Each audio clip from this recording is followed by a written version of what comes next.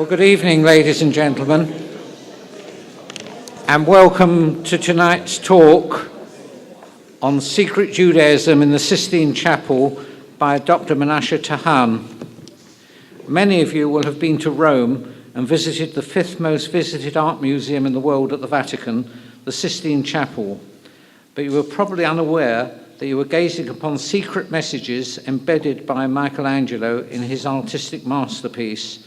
You would certainly be surprised to learn that in the Pope's own chapel, Michelangelo employed these secret messages to advocate for a revolutionary change in Christianity's relationship to Judaism, and that the code itself was rooted in the Jewish tradition. Dr. Menashe Tahan is a scientist. His subject is organic chemistry and polymers for biomedical applications. He paints as well, and his favorite hobby is the history of art. For the last few years, he took a keen interest in the Sistine Chapel's frescoes so that he may present before a Jewish audience the latest authentic interpretations of these works of art, which unmask most stunning revelations. Please welcome Dr. Tahan. Thank you very much.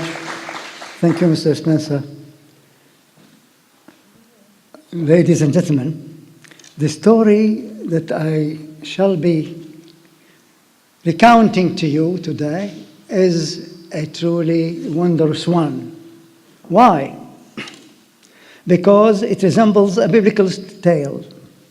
It is rather like the story of Purim, in which a powerful character plots to harm the Jewish people, but ends up harming himself.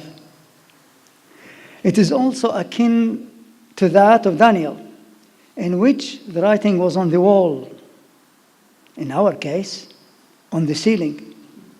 But no one other than Daniel himself could decipher it. In our account, numerous scholars, artists, art historians, and clergymen were unable to successfully decode the subject matter over the last 500 years. That's until two modern days Daniels appeared on the scene and revealed to the world the ceiling's startling contents. These Daniels go by the names of Rabbi Benjamin Blech, a professor of Talmud at the Yeshiva University, New York, and Roy Doliner, an art historian and specialist in the Renaissance in Rome. Only through their collaboration were they able to solve the ceiling's riddles, uncovering secrets of an enormous scale, as we shall see very soon. The story begins in the 15th century.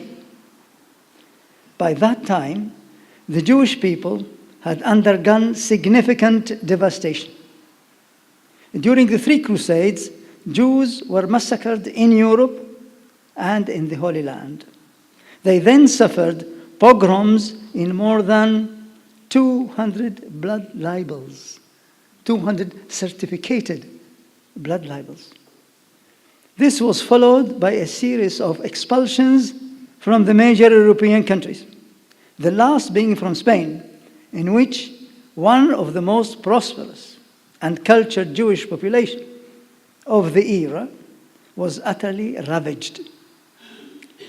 The Spanish Inquisition burned our sacred books in the streets, in particular the Talmud. It imprisoned, brutally tortured, then publicly torched any secret Jews before expelling the entire remaining community. The Inquisition had been authorized by the Pope Sixtus IV at the request of the Spanish monarchs Ferdinand and Isabella. Who is Pope Sixtus IV? Pope Sixtus IV was born Francesco della Rovere into a humble family. He studied theology and became a renowned theologian and university lecturer. Della Rovere was elected pope due to his pious reputation in the hope that he would eliminate for good the corruption then rife in the Catholic Church. However, he proved to be one of the worst pontiffs. Sixtus IV turned the Catholic Church into a family business, showered titles, estates, and privileges on his relatives, above all his nephews, whom he made obscenely rich by ordaining them as cardinals, including a boy of 16. He was utterly ruthless and unscrupulous in the means he employed to attain astronomical wealth and absolute power for his relations. This attitude gave birth to the term nepotism, as nepote means nephew in Italian. As regards Judaism and the Jewish people, Pope Sixtus IV devised the theological concept of successionism, which teaches that a given faith can replace a previous one which has ceased to function, just as a new king would take the place of a dead sovereign. He held that the pagan philosophies were succeeded by Judaism, but that this in turn was superseded by the Catholic religion, thus rendering all other faiths invalid. Proponents also believed that because the Jews had killed Jesus and rejected his teachings, they had been punished, losing their capital, Jerusalem, their holy temple, and their homeland. They were damned to be downtrodden and to wander the earth forever, a divine warning to anyone who might refuse to obey the rule of the Church. Consequently, Pope Sixtus decided to rebuild Rome as a new Jerusalem, constructing the Sistine Chapel named after him, 16 for Sixtus, to replace the Jewish Holy Temple of Jerusalem. He designed it according to the Bible, the book Kings 1, chapter 6, thus that its dimensions exactly mirror those of the Temple of Solomon. The chapel was erected as a symbol of the triumph of the Church over Judaism, whose soul was deemed to have vanished off the face of the earth. However, Providence would have it otherwise, and engineered that the most sacred shrine of Christianity be secretly permeated with Jews and Judaism by the hand of one of the greatest artists of all time, Michelangelo Buonarroti. And so it happened that sometimes after the death of Sixtus IV, one of his nephews, Giuliano della Rovere, became Pope Julius II. The new pope wished to decorate the ceiling of the Sistine Chapel with depictions of Jesus and the Christian saints. He insisted that Michelangelo be engaged on the assignment, although the artist initially refused, considering himself merely a sculptor and not a painter. The pontiff's persistence left Michelangelo little choice, but Julius was clearly oblivious to the type of character he was dealing with.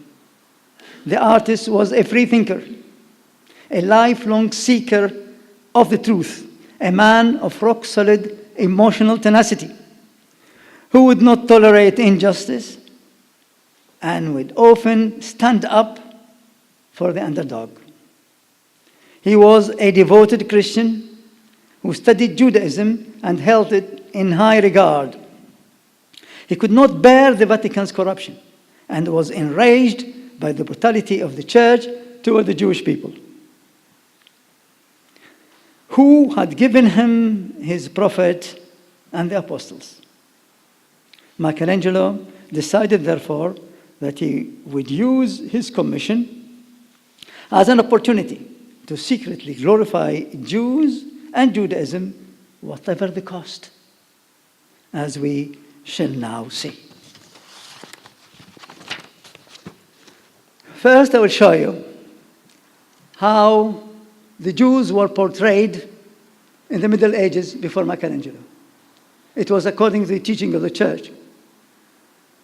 The church dehumanized the Jews. The Jews are not really people, human beings. They are a kind of satanic people, bloodthirsty, summarily scorned by God, summarily cursed, summarily damned by God, and therefore they will rot in hell. And then the artist, because the church was the patron of the art, the artists, they have to follow the teaching of the church and describe the Jews in this fashion.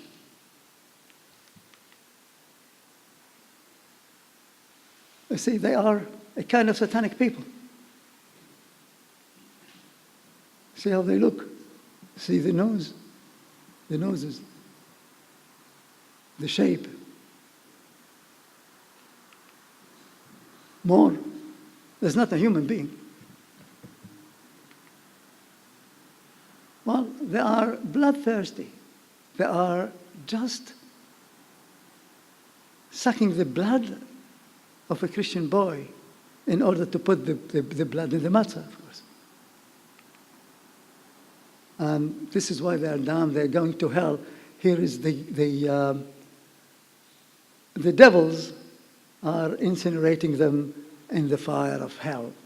This, of course, is licensed to kill. They're not a human. They are bloodthirsty. And why one should wait until God punishes them and put them in hell if we cannot take the task ourselves? That's the task of the devils. And we incinerate them ourselves. And there's here another picture, how they burn the Jews in the streets of Spain. But Michelangelo turned everything upside down. He had to paint the ancestors of Jesus. And the Christian believe, or that is what they claim, that Jesus was descendant of King David.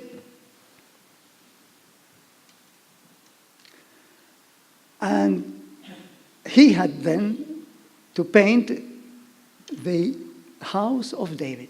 All of them Jews, all of them kings of Judah.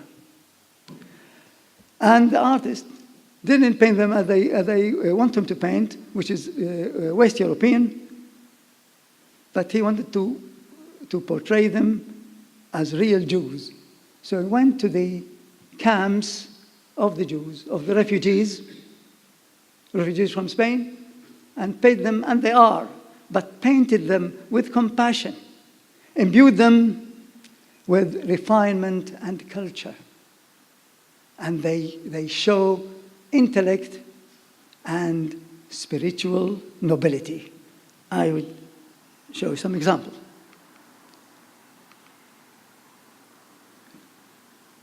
So, the depiction of a Jew. This is not satanic Jew, a thoughtful Jew. This one resembles Moses, in fact. This is Ishai, is the father of King David. This is Uzziah. He painted all the kings that ruled Judah in the time of Uzziah, because the Christians are obsessed with Uzziah. And the kings in the time of Uzziah was Uzziah, Yatom, Achaz, Veichizkiyahu, kings of Judah. So he painted all those kings one by one. Well, they look handsome, they look strong, they look beautiful, intellectuals, and so forth. And what else? he dressed them with special clothing, iridescent clothing, iridescent garments which they change color and tone when they move. And researchers proved that those garments are used only by the royal family in special occasions. So he took those refugees and dressed them in royal clothing. And he depicted the women as well. And again, they show intellect, strength, grace, and beauty. And that's, of course, forbidden to portray Jewish ladies in the church. And they are, of course, good mothers looking after the family. Yiddish mama, as we say. All of them, you can see them with children looking after the family. Oh, she's worried about him, probably he's naughty. Full of love, kindness. Oh, this lady is preparing a dress for her child. Oh, they look after themselves, of course. And they're absolutely beautiful.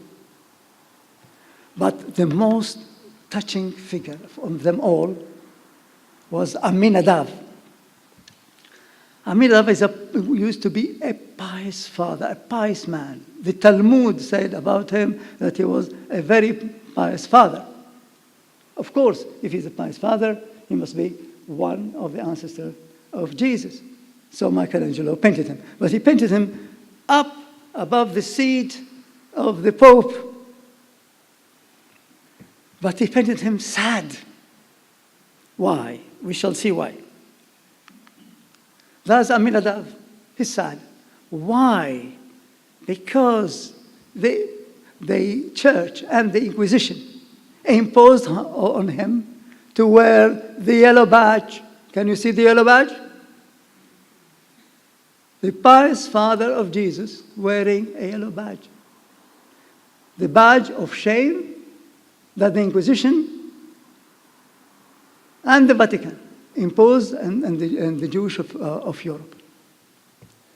And because of that, he is making a gesture, hand gesture, controlled hand gesture, delicate one. But the experts said that this gesture is devil's horn and is directed towards the seat, the gilded seat of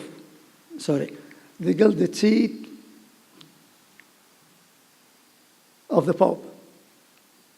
That's how Michelangelo registered his protest against the brutal treatment of the Jews by the church. As if to say, through Aminadav, through this pious father, you devil, this is how you treat the family of your Lord Jesus, with constant, relentless hatred and persecution, is a protest very, very dangerous indeed. It would have landed him in the gallows. What saved the artist was the height, because it was so high, 21 meters high, they couldn't really see it properly. And afterwards, the soot of the candles masked the badge more, so they couldn't see it until 35 years ago, where the Pope, the Polish Pope, John Paul II, ordered to clean the ceiling, and then they saw Aminadav, the church saw Aminadav, and they were really startled. But they couldn't change anything. They couldn't change it. Couldn't touch Michelangelo. Michelangelo became an icon. Millions of people go every year to see his work. Nobody will change it. So his protest will remain up there, roaring up there. Devils, what you have done to these people. You're going to roar there for many hundred years to come. And in fact, that's the only protest I found in history of the Middle Ages, that anybody protested against the treatment of the Jews by the church. If you know anyone, please tell me. All the atrocities went and nobody said a word until Michelangelo. He cannot say it loudly with words. So he said it in colors and concealed it in his fresco. And for this, I think, he should be very much appreciated by the Jewish people everywhere. This is why, in fact, I go and talk about him, because I thought every Jewish person should know about that. But that was not enough for Michelangelo. It was not enough. In the four corners of the chapel, the corners that support the ceiling, he painted the four salvations of Israel. No, not the four salvations, Christian salvations, no. There is no Christian image there. So how do we know there are salvations of Israel? Because they were painted according to the Bible, according to the Midrash, according to the Talmud, and according to the Kabbalah, as we shall see. According to the Bible, it goes according to the book of Deuteronomy, where Moses told the children of Israel that they're going to be redeemed by biyad chazakah, with strong hand, zroa netuya, outstretched arm, morah gadol, big fear, big terror.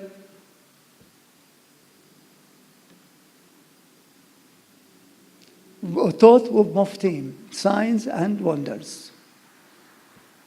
Then, that's the Bible. Then the Midrash said, the first one, the salvation of the Jewish people by strong hand, mighty hand, it's delivered by Judith against Holofernes. And the second one, outstretched arm, was delivered by David against Goliath. And terror, great fear, was delivered by Esther against Haman. And sign and wonders by the copper snake of Moses. And Michelangelo painted exactly this, according to the Bible and according to the Midrash, and we see them one by one now.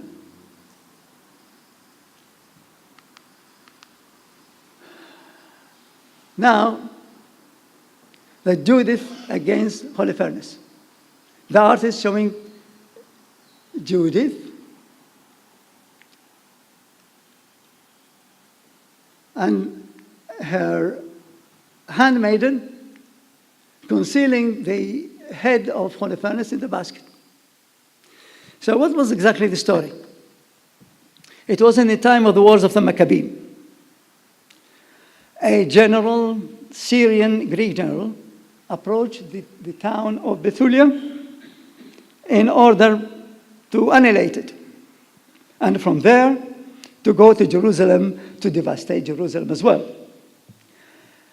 Yehudit, Judith, was a widow, a young, lovely widow. She was weak in body, but strong in character. She decided to help and save her city, Bethulia. So he went to the Greek camp, and she told them that she has a secret information to help them to conquer Bethulia very easy. And they were happy. They took her to the general, Holofernes, and he found a lovely lady with information, so he'd been eating and drinking excessively until he passed away. Then she prayed to God fervently, pleading, please God, give me a mighty hand, a strong hand, so I can carry my mission. And suddenly she plucked courage, and she went to the general, and she seized his battle sword, decapitated him, concealed the head with her handmaiden in a basket, took it to Bethulia, hung it on the front wall of Bethulia. Next morning, when the Greek came and saw their general impaled on the wall, they were petrified, lost any courage, and they left the battlefield. Then the Maccabees chased them and vanquished them. So that's the first salvation of Israel. The second one is David against Goliath. The story is well known to everybody. Goliath is a giant Philistine warrior. And he stood in the valley of Elah, and he cursed the army of Israel.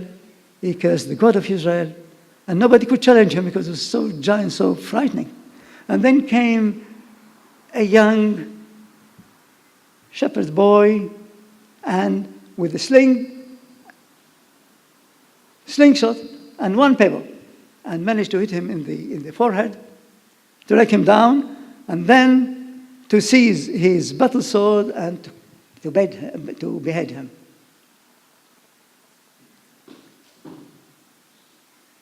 The Philistines, when they saw that their hero, their giant, was killed this way, they left the battlefield.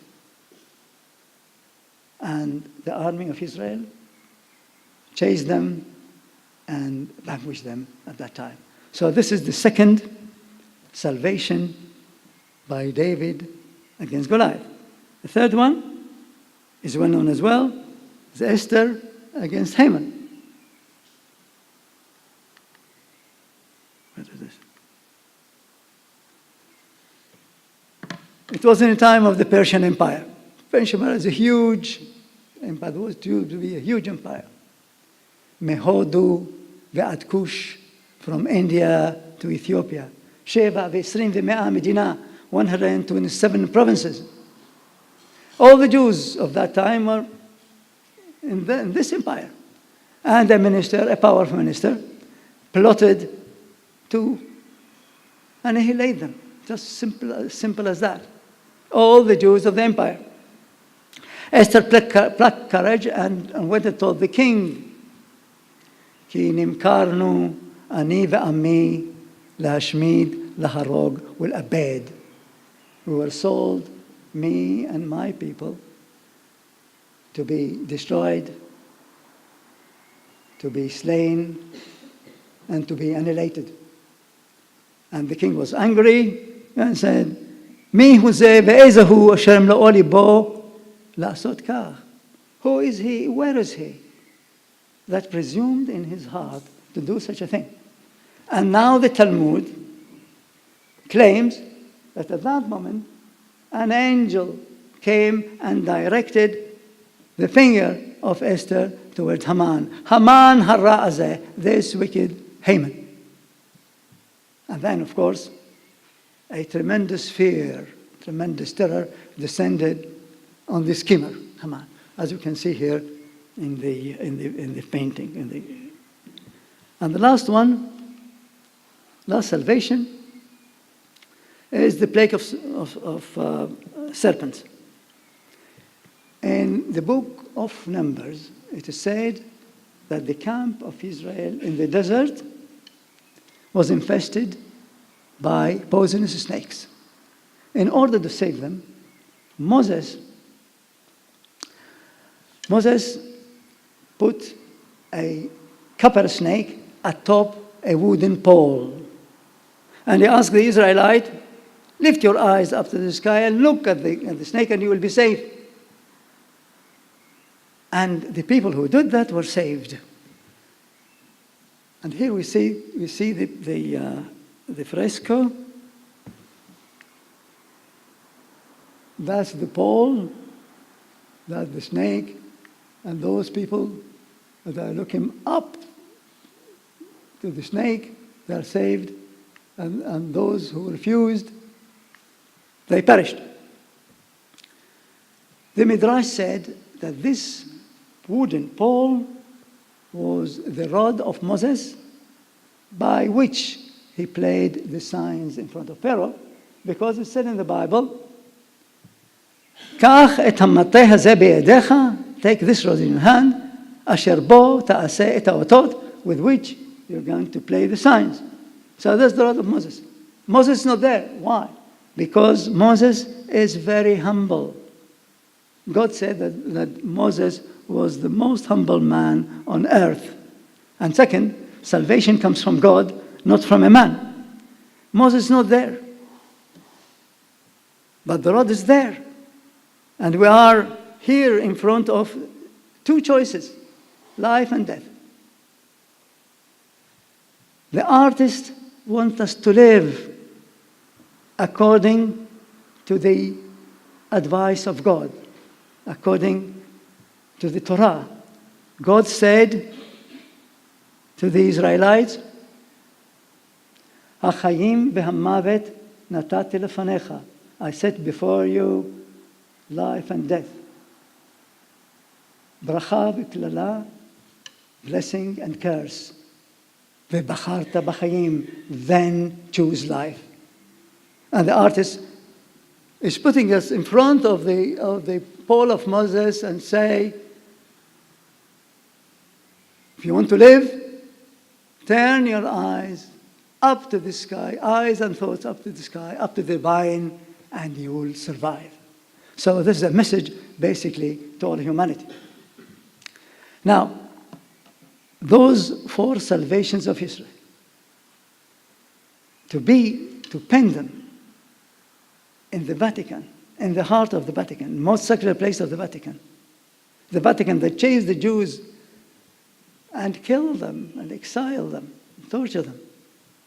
That's a gesture, tremendous gesture toward the Jewish people. As if the artists say, well, look, I know you are crushed, I know you are devastated, I know you are humiliated, but don't be depressed.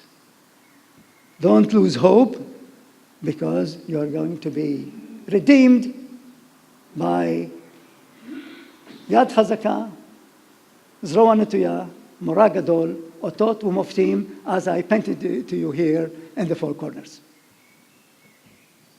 And we've seen up to now that those paintings were painted according to the Torah, according to the Midrash, and to the Talmud, but it's painted according to the Kabbalah as well. How anybody could paint according to the Kabbalah, we shall see now. But first of all, I have to say a few words about the Kabbalah. The Kabbalah teaches that there are 10 manifestations of God, 10 emanations of God, 10 communications of God. And they call them the 10 Sfirot.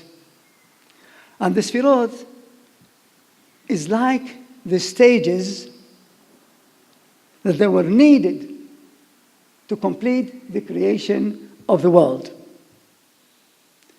And the Kabbalah teaches us that those Sfirot are connected to the human body, corresponding to the human body, because in the human body there are the elements of the divine. And the combination of the Sfirot with the human body, they form a kind of shape which the Kabbalah calls the tree of life. The Kabbalistic tree of life will look like this.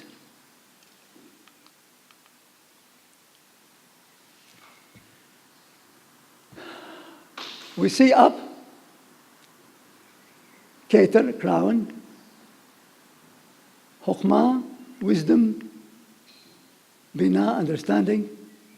On the shoulder, there is Hesed, which is loving kindness, mercy. Other shoulder, Gvura, which is courage. And then we have, of course, more Sfirot on the branches of the tree, on the hand, the right and the left hand. And in the middle, we have Tiferet, Netzach, V'hod. More, that's the trunk of the tree. We have more Sfirot as well. But please remember that on the shoulder there's Sphira of loving kindness, and the other one, Gvura, courage. Now, back to our frescoes. The subject of Judith against Holofernes was a very, very popular subject.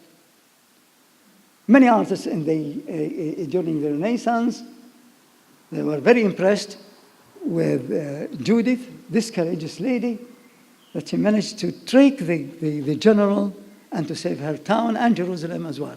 So here, for example, Botticelli, this painting is a nice, lovely painting as a nice, lovely lady holding proudly the battle sword of Holofernes, while the handmaiden is carrying his head to Bethulia. Now, this one is by Donatello. He's a sculptor showing Judith beheading Holofernes. Michelangelo was really, he knew those works. He knew the works of Botticelli. He knew the work of Donatello. This work, in fact, was all the time in the house of the Medici. And Michelangelo was there, adopted in the Medici family. So he knew the work. But he's not interested in this kind of glory. He wanted to show the emanation of God, the manifestation of God. So how he does it? Here, for example, we see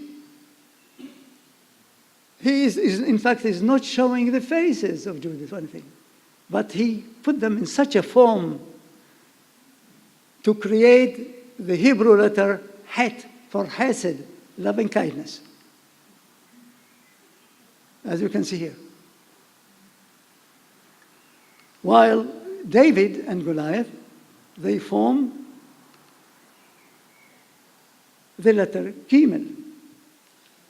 And by this,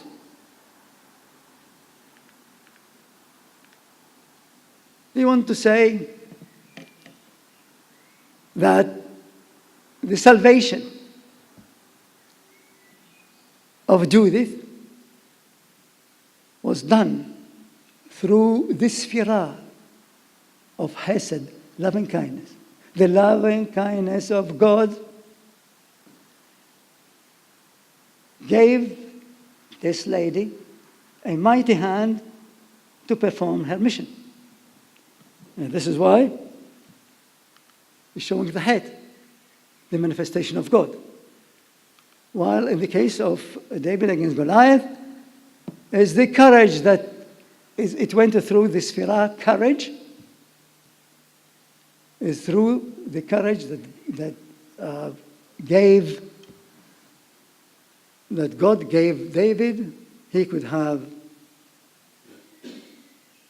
beheaded Goliath with his outstretched arm. And this is why he put them in a shape which resembles the Gimel.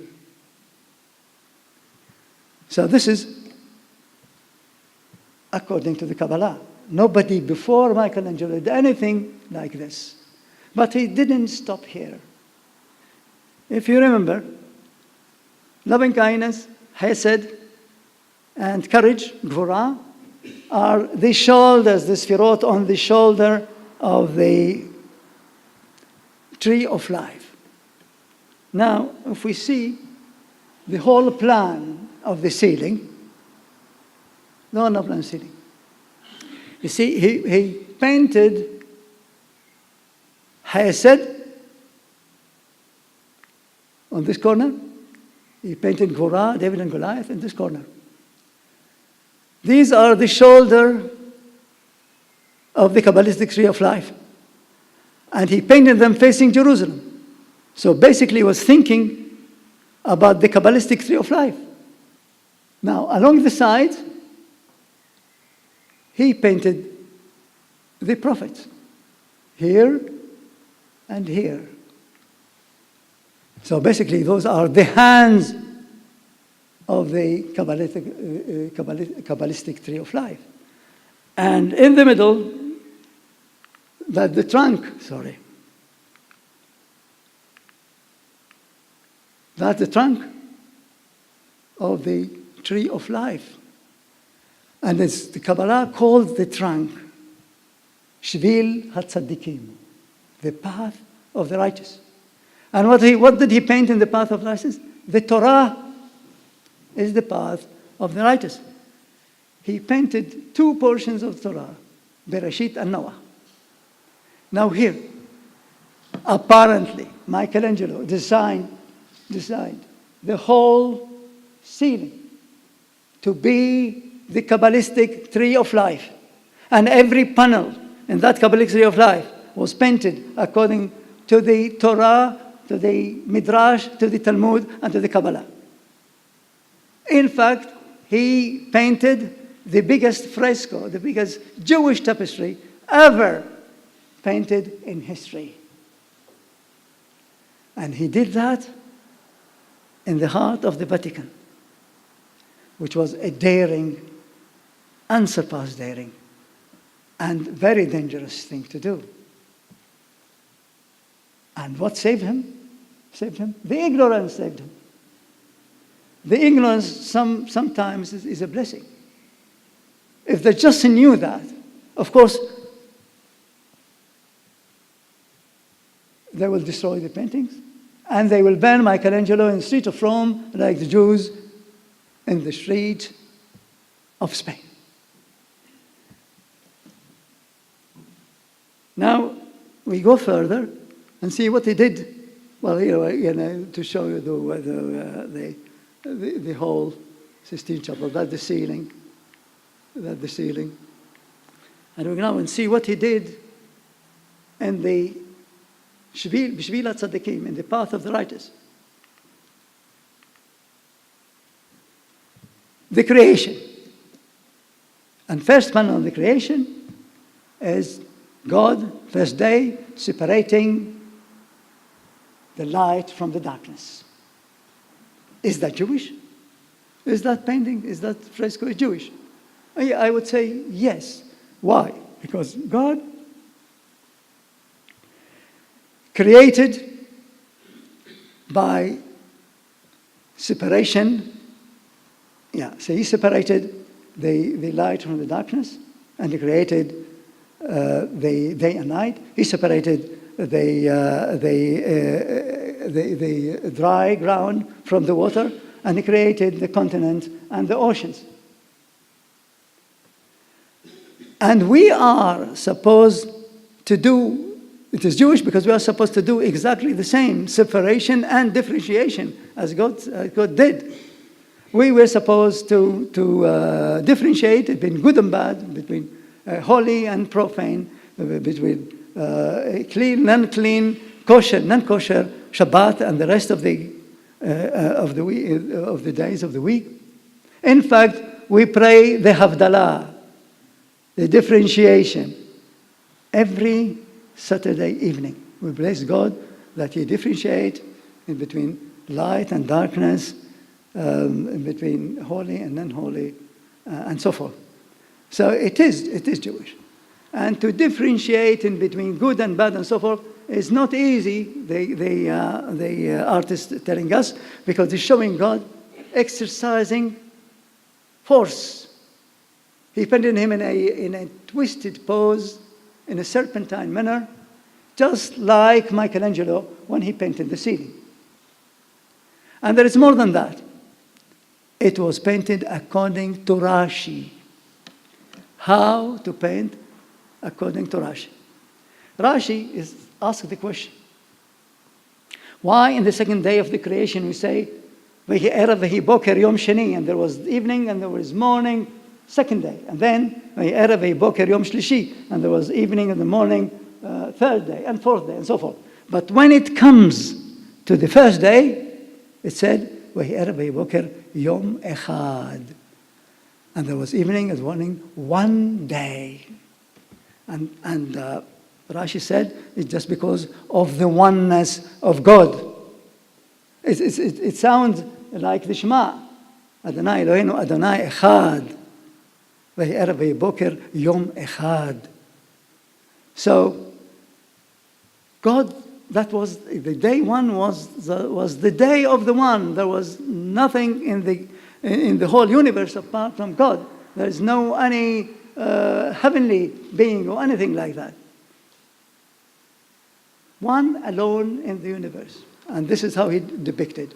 Now, the artist did even more than that. There's something really, really special in his fresco. And I have to say a few words about a fresco painting. Fresco, it means fresh. What is fresh? The plaster must be fresh. They cannot paint on a dry plaster. So they need to prepare one day all the shades of colors, all what is needed for the plaster, and the artist must finalize the drawing, and then come the next day. They place the plaster on the wall, and the artist will trace the drawings on the wet plaster by nail, point by point. And when he finishes, he takes out the drawing and apply the colors, and must finish quickly before drying. So, fresco painting needs a very detailed preparation, slow and detailed preparation, and fast execution. But in this case, of the day one of the creation, Michelangelo refused to get any help. He closed himself alone. He prepared the plaster, and he painted directly on the plaster without any drawing, and finished it in one day. All this for the homage of God. God was one alone in day one, and Michelangelo was one alone in one day. And that's a homage to the pure monotheism of the Jewish people. Now, we go further and see the creation of Adam, the creation of man. I think this picture, this painting, this fresco is well known over all the world. Because people are interested in the creation of man. Is something very exciting. But there was a lot of questions to ask about this picture. For example, what is the cape that enclosing all the picture, God and the angels? What is this garment that is hanging there like a tail with the woman in the center? Why there are so many cherubs entangled around God? Why God is touching Adam in his left arm? That was a complete mystery until in 1975, a Jewish surgeon from Indiana came to the Sistine Chapel in order to see the work of Michelangelo. Was amazed. And then when he came to the creation of man, he was struck with familiarity. Oh, I know this, he said. I know this. I know this shape. I teach it. It is a cross-section in the brain of man. And it is the right hemisphere, not the left, the right hemisphere of the brain.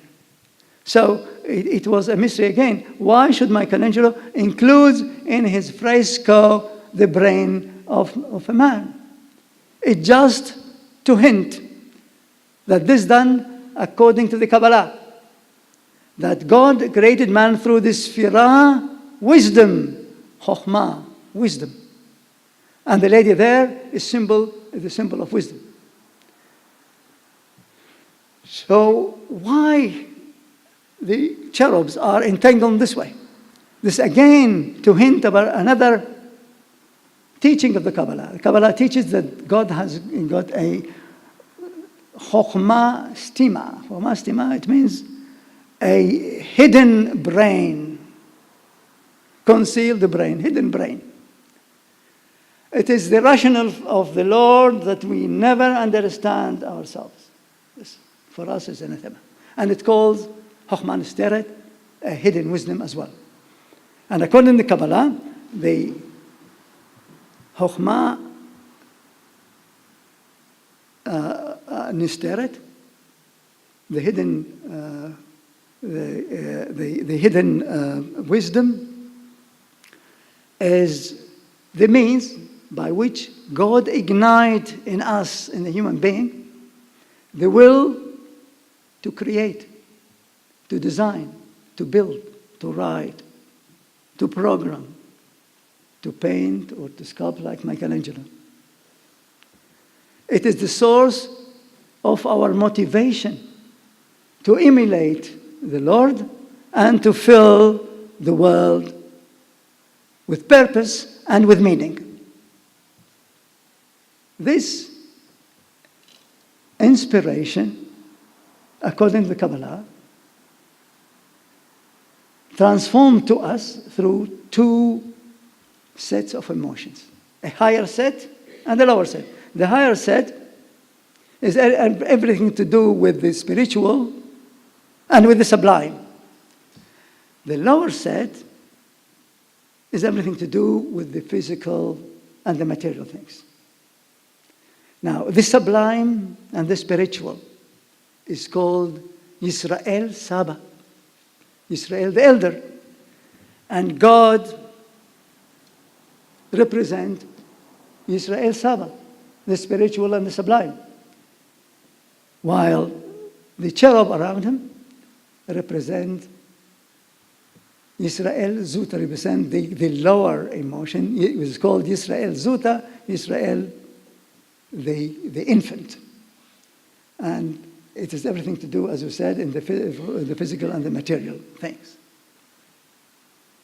Now, God is touching the left hand of man. Why?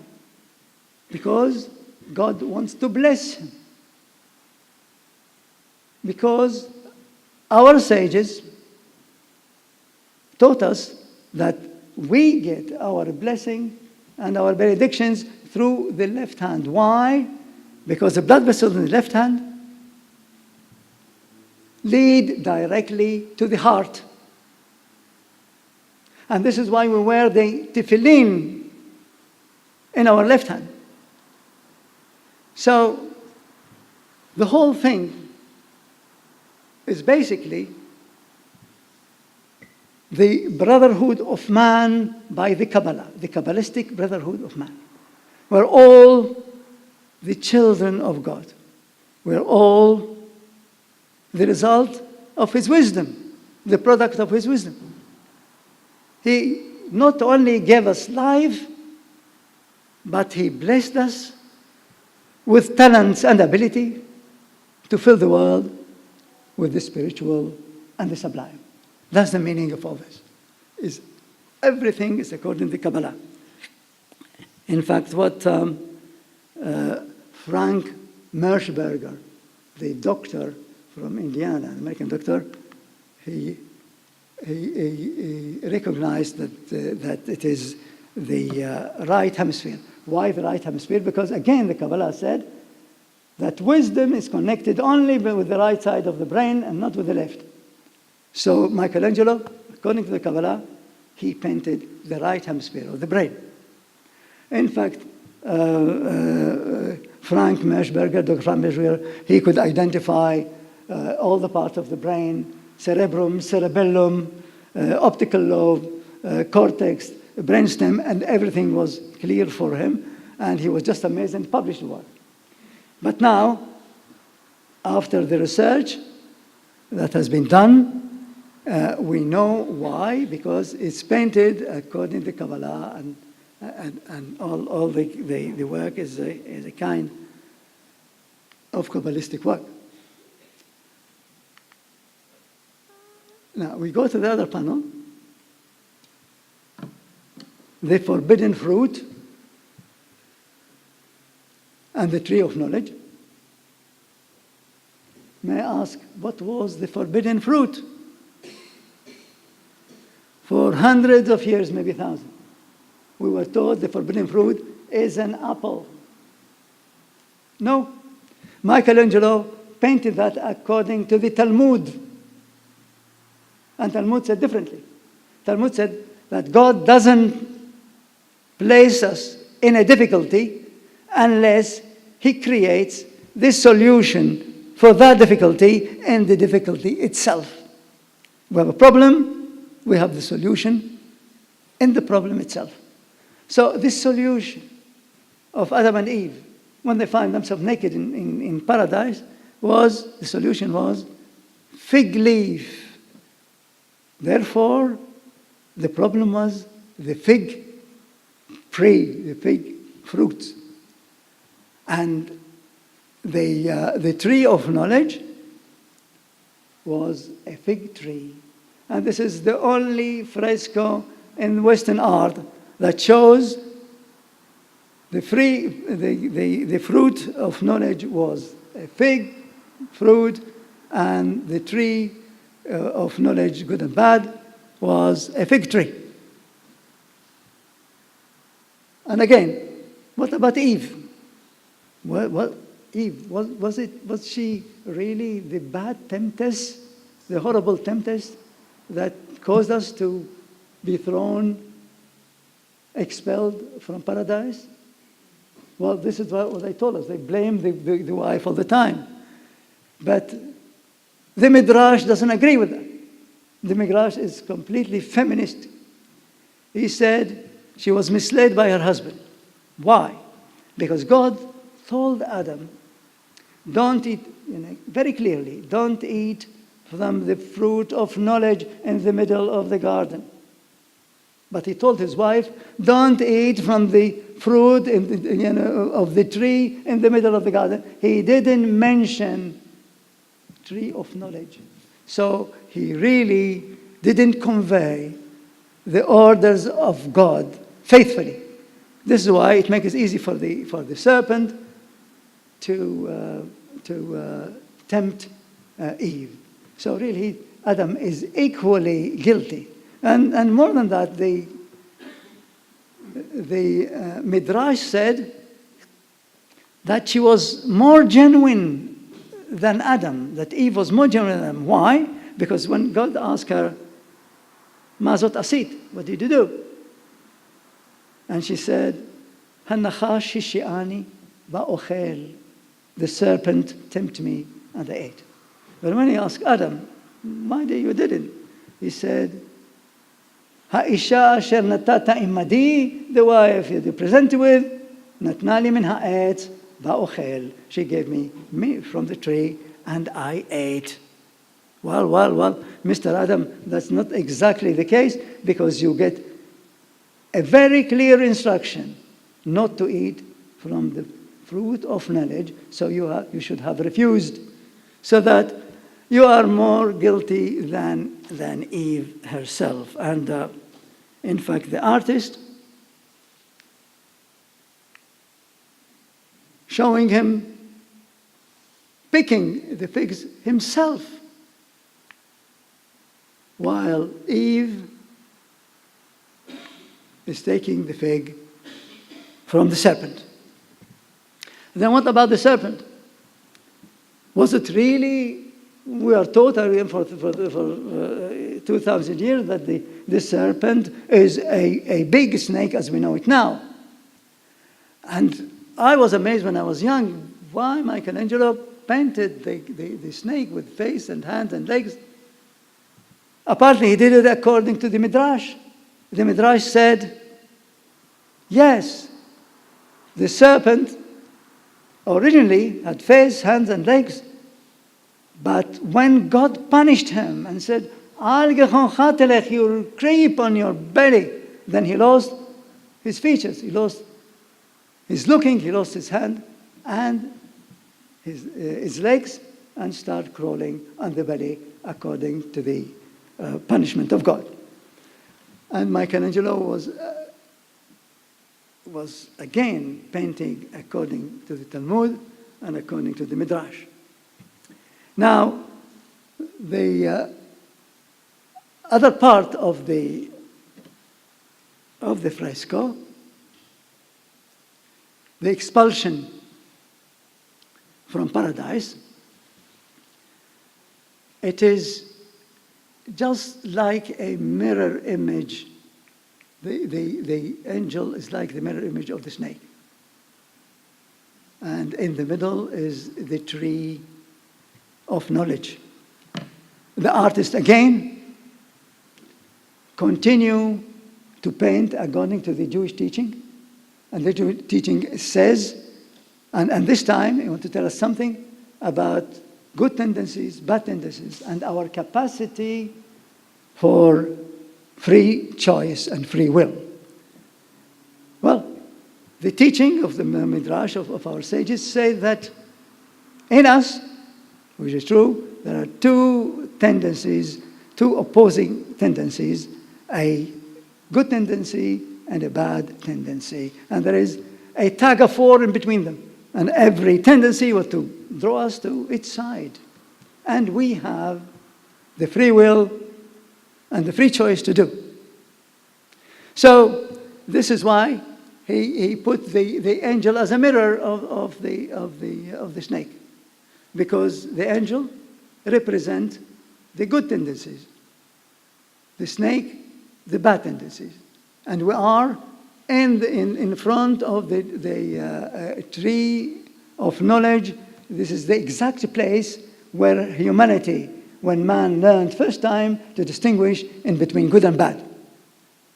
And the artist basically telling us, well, look, if you choose to go according to the good tendencies, then you're going to dwell in paradise. If you abandon it and go with the bad tendencies, then you're going to lose eternal youth, eternal life, and eternal pleasure in paradise. So you have the free choice and the free will. You have to choose the right thing. And he's hinting really, basically, what to choose. As if he's telling us, well, look, choose the angel because he's facing you. Don't choose the serpent because it's turning its back to you. And the more is the better. That's the better thing that he's turning his back. So, again, he painted everything according to the Midrash and according to the Talmud. Now, we go to the prophets. The artist painted 7 prophets. Why 7? Because the number 7 is symbolic in Judaism.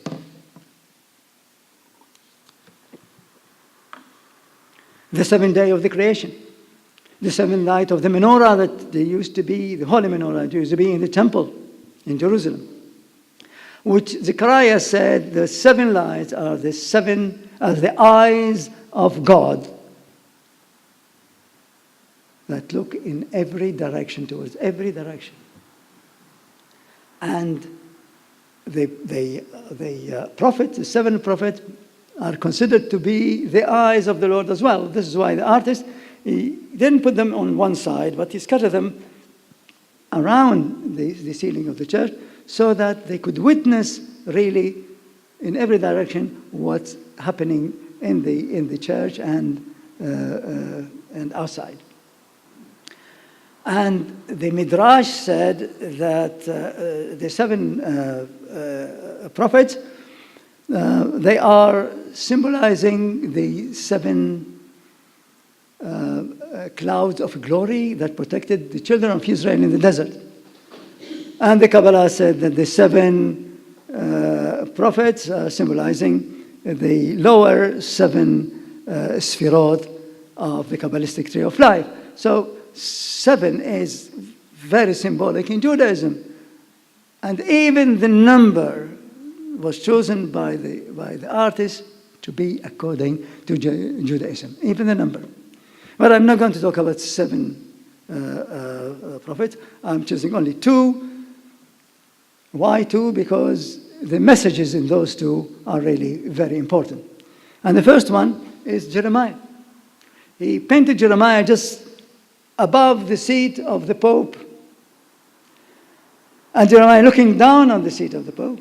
And he is very, very upset. He's mournful, sad. And they say it's sad because of the destruction of the temple in Jerusalem. But it is only because of the destruction of the temple? No, because he is wearing the colors of Rome. The color of Rome was gold and red. So he's mourning about the spiritual destruction of Rome and of the Sistine Chapel.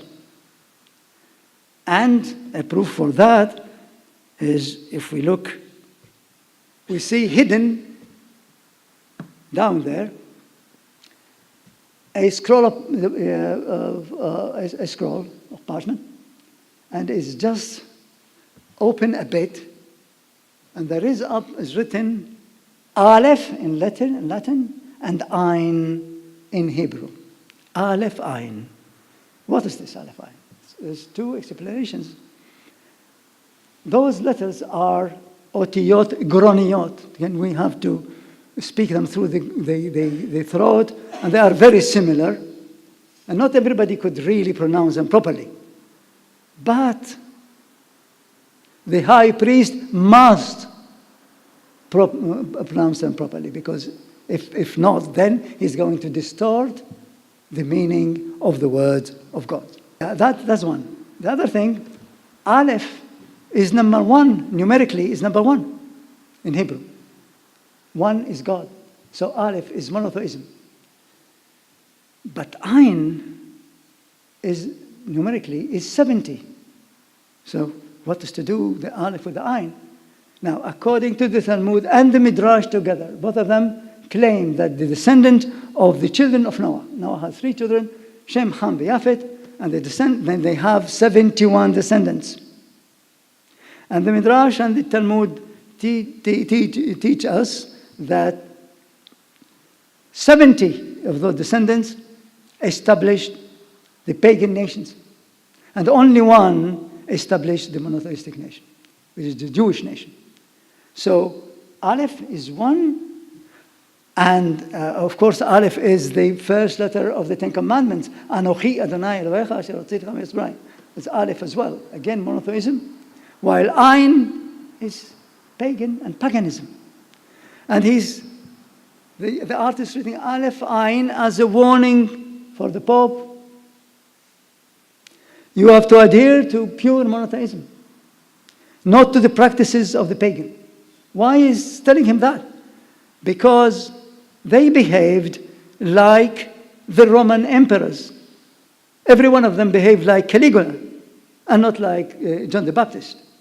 And what Michelangelo found is a corruption like in Roman time. It was bigotry, it was thirst for power, it was lust, it was nepotism, anything wrong.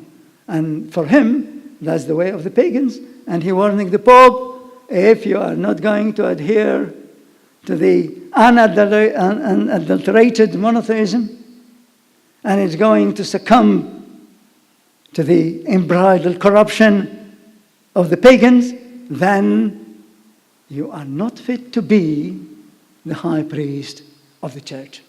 And this warning is a very courageous warning. Again, very, very, very dangerous. But it's hidden. Nobody could see it properly. And ignorance as well.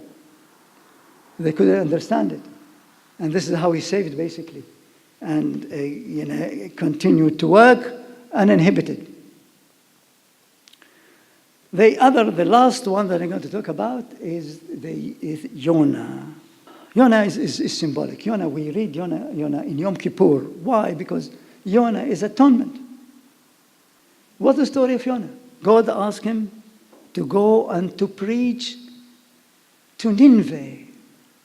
Nineveh was a wicked, corrupted town. Go to preach in order to save Nineveh.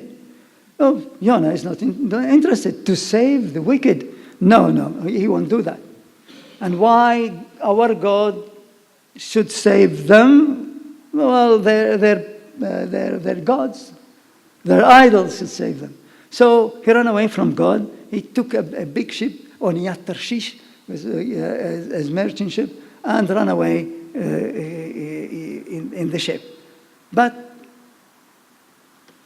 the sea, there was very, very great storm in the sea. The ship almost sunk. In order to save the ship, Jonah was thrown to the sea, and there he was picked by a big fish, daga. ויתפלל יונה אל אדוני אלוהיו ממעי הדגה. And Jonah prayed to the Lord his God from the belly of the fish. And the prayer was so nice that God forgave him and led him to the shore. He went to Nineveh and he warned them.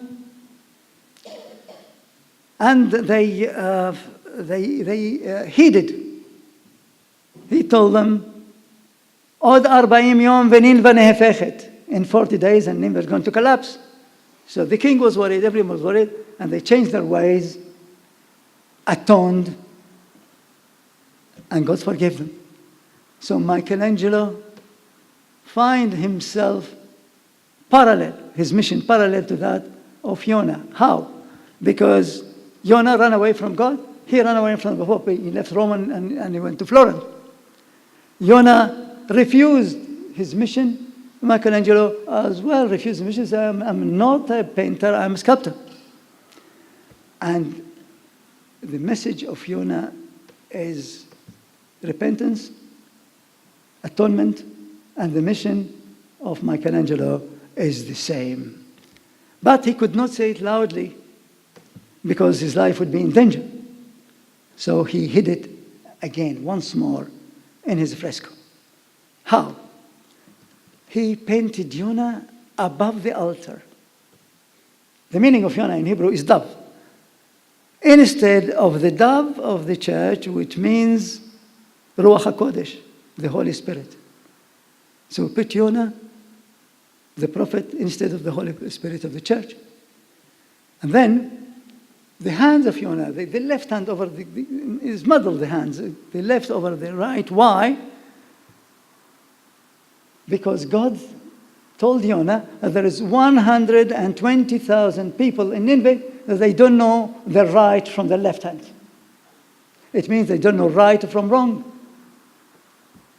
So he painted the hands this way. But the fingers that making the letter bet, I'll show you later, the letter bet. And then there is an angel who's showing 5. The fingers here forming the letter bet. And you see the angel showing 5. Well, of course, you see the hands at the left over the right. So basically,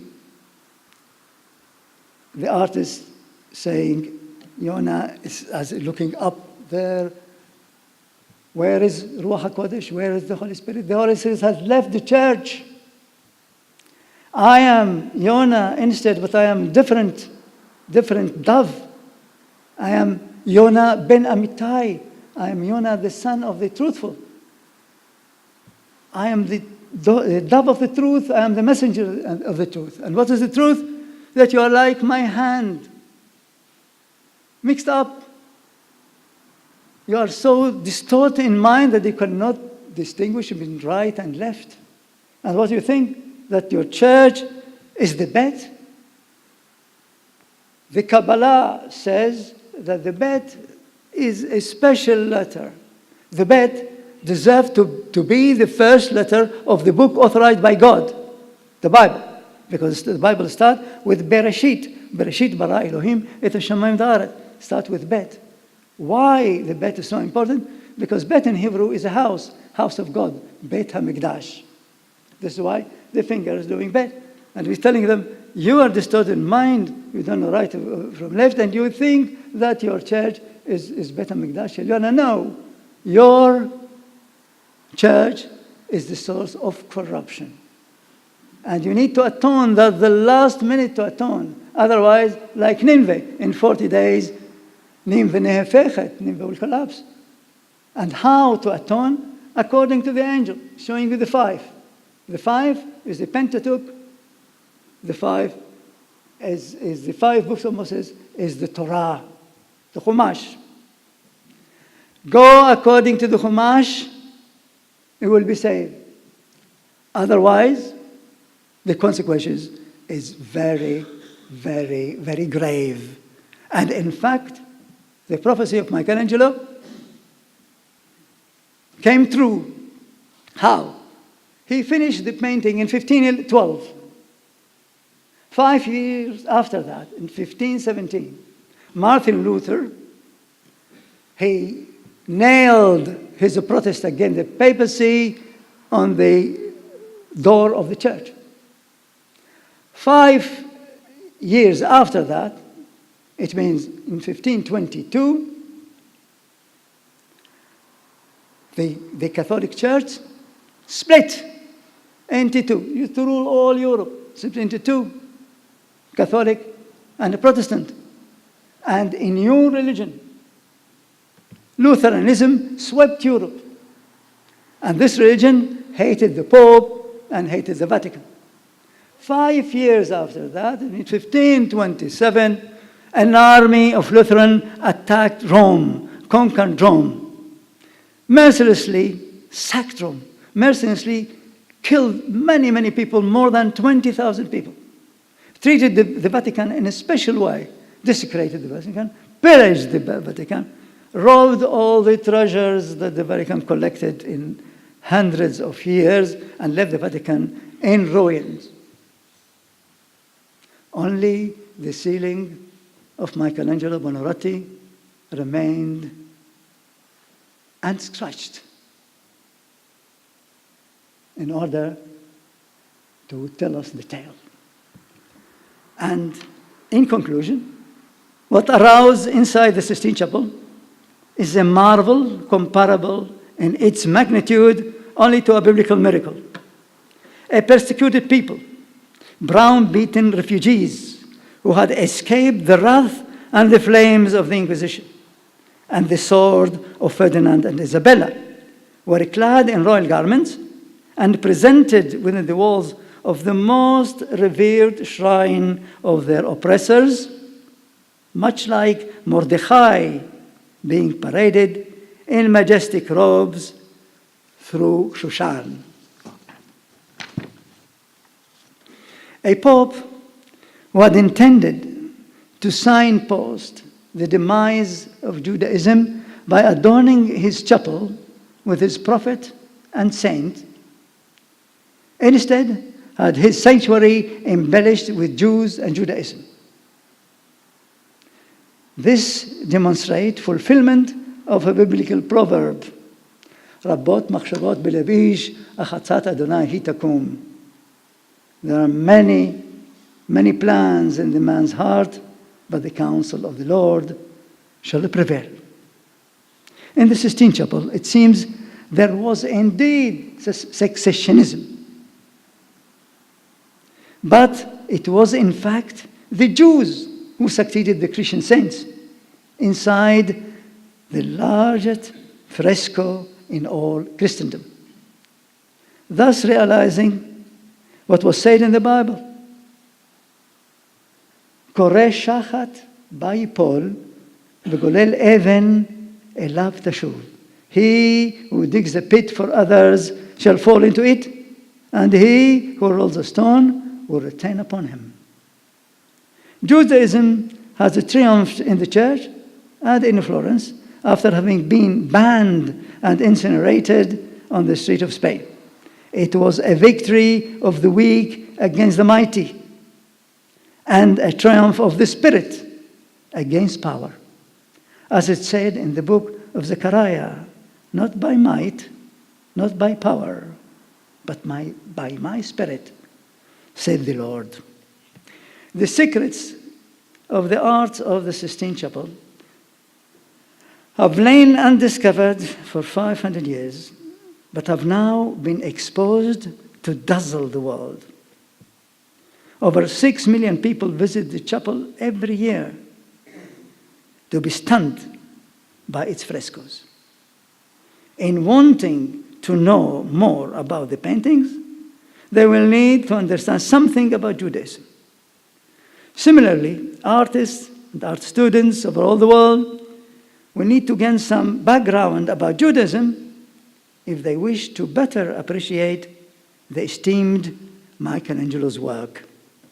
In this way, the promotion of Judaism may perpetuate across the planet indefinitely. The Torah says the eternity of Israel will never lie. The ceiling of the Sistine Chapel bears testimony to this absolute truth. Thank you very much.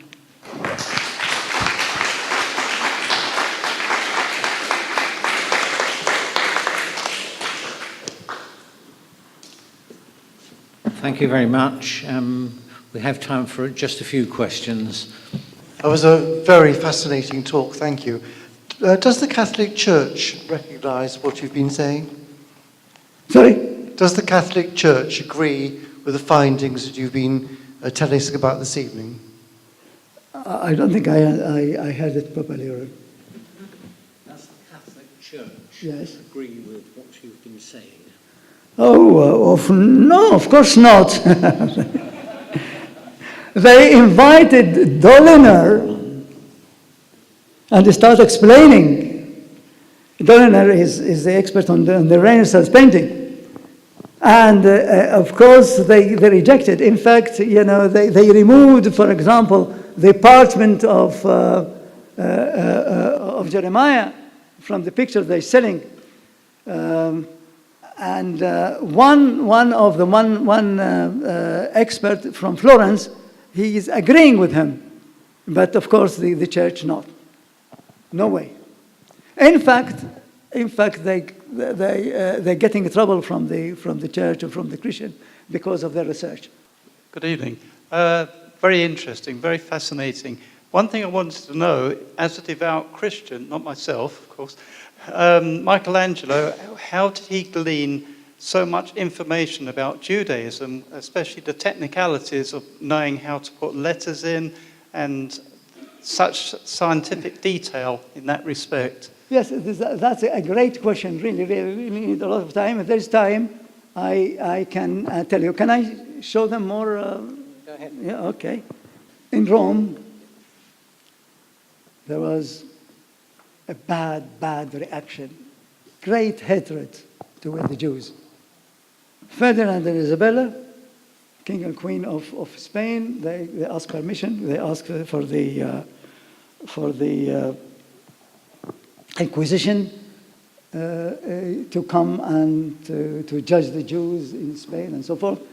And Giovanni Raffanelli was the head of the Inquisition, and he was a friend of the Pope as well. Very bad, really, for the Jews and for free thinking. But miracles happened. But in Florence, at the same time, there was completely different winds, different kind of thinking. Free thinking, adoration of the Jews and Judaism. Why? Because they were free thinkers, and we say Renaissance. What is Renaissance? Is a great advance in culture, but it is according to classical models, and the classical models are the Greek and the Roman. The Greek and Roman work in art and painting and sculpture and so forth, but spirituality, no. There was no spiritual movement that I know in history. It was not based on Judaism. So they wanted, again, those people, for example, I show you the people that really initiated the Renaissance. That Sixtus IV, he came with this successionism. He said that Judaism completely removed and succeeded by Christianity. And those, the nepote, those the nephews, this one became Julius II. one of the nephews. Cosimo de' Medici, the one who started really the Renaissance. He came from humble family, became moneylender, and then he turned to be one of the richest person in the world, basically. But he loved culture. So he saved a lot of manuscripts when the Byzantine Empire collapsed. And he employed scholars to translate them. And among those scholars was Marsilio Ficino, which is himself became a professor. He became a teacher. He basically established the Athens School, which is a Platonic university in Florence. And him and the Medicis invited the greatest scholars of the world to come and to teach in France. This is how the Renaissance started. So, but Ficino, and that's Lorenzo de' Medici. This is the fellow who, gave money to all the scholars to come and to teach in Florence. He discovered Michelangelo, and he, not formally, informally, adopted him, and he lived in his house in order to be educated by those geniuses of the Renaissance. Among them, Poliziano. This one, he was a poet. He was expert on Latin and ancient Greek. And that one is a special scholar. This fellow, if there is any definition for genius, he was a genius. Pico della Mirandola. Pico finished few universities when he was in his teens. And then, of course, he came with the Medici in Florence to teach. And he wanted to reconcile the philosophy of the Greek to his religion. And then he found, he wanted to reconcile Plato with his religion. He found that he found that Ibn Birol did it before him. He tried to reconcile Aristotle with his religion, found that Maimonides did it. He cannot escape the Jews. And then he wanted to learn Judaism, and he was struck by the wisdom and by the thinking of Judaism, and by the Kabbalah, the mysticism.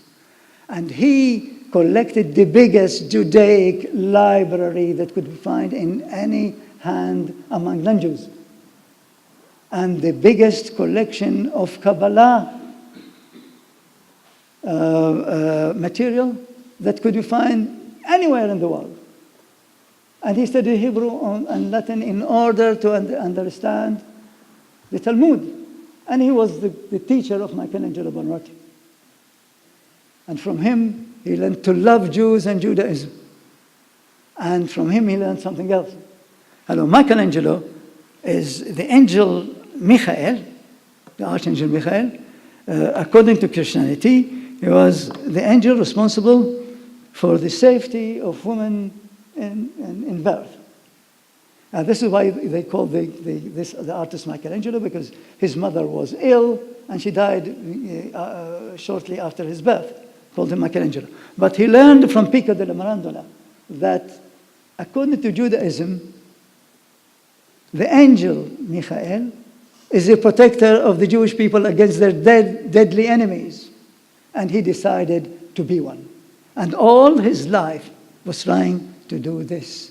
So he learned Judaism, he learned the Hebrew, and giving the opportunity to defend the Jews, and he did it while it was very, very, very dangerous. He could have killed for many, many reasons, because there's a lot of insult in his paintings. I didn't show you all, just take you another couple of hours. Insulting the Pope in a very bad way as well. And he get away with it because he knew to conceal it. And again, he's doing it according to the Kabbalah. The Kabbalah claims that under the surface of everything there is emanation of the Lord. The things is not what we see. There is more deep thing in the underneath. So he did exactly the same. On the surface, you don't see much, but underneath the surface, the meaning is deep. And this is why they couldn't understand it. And this is why it survived. Lucky for us and for humanity. Did I answer you? We have time for one short final question. No?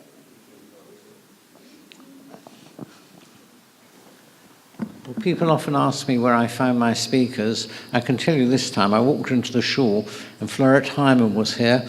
She got out her mobile and phoned Dr. Tahan and said, "You're going to be a speaker here." So I'm now going to call on Florette Hyman to propose a vote of thanks. Dr. Menashe Tahan, thank you. Thank you very much for your inspiring words.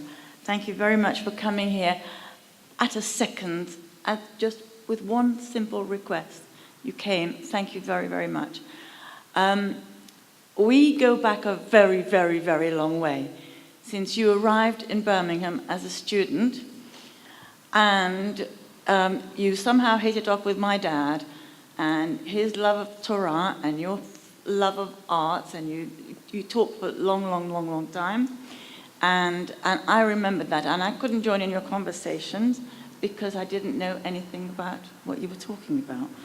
But tonight, thank you very, very much for inspiring us with the hidden secrets of Michelangelo and your passion for the subject. What I do remember when I was a young person is the way you used to come and discuss with Daddy the inventions that you were working on. Your knowledge is unbelievable, and I remember when you discovered the fact that you can make plastic from oranges, orange peel, and you told Daddy all about it, and I thought, this man, what is he talking about? But it's true, that's what they're doing now. They are making plastic from oranges, and that's just one of your inventions. I think I could ask you to speak about many subjects. One of the ones you enjoy most of all is poetry with Yehuda Levi. And the way you remember all the words, I don't know how you do it, but all I want to say for this evening is thank you so much for joining our group and speaking to us this evening about this inspiring subject. I'm going to give you a token of our appreciation for coming here this evening, but I've got one more thing to say. Thank you very much indeed. Thank you very much indeed. Thank you so much. Your dad taught me that to do things without getting any reward is the best thing. Is according to the Pirkei Avot. אל תהיו כעבדים המשמשים את הרב על מנת לקבל את פרס, אלא יהיו כעבדים המשמשים את הרב שלא על מנת לקבל פרס. ויהי מורא שמיים עליכם. This is, he taught me, and I'm really embarrassed because I do it just for the sake of the Jewish people. That's all. There's no other interest. But anyway, thank you very much indeed. I just want to say one more thing, and that is thank you to a very, very special person here who every month inspires and brings us guests from, I don't know where he finds them, but Spencer is just amazing, and I think we ought to have an amazing clap of hands for Spencer. Thank you. Thank you very, very much. Thank you very much for coming this evening.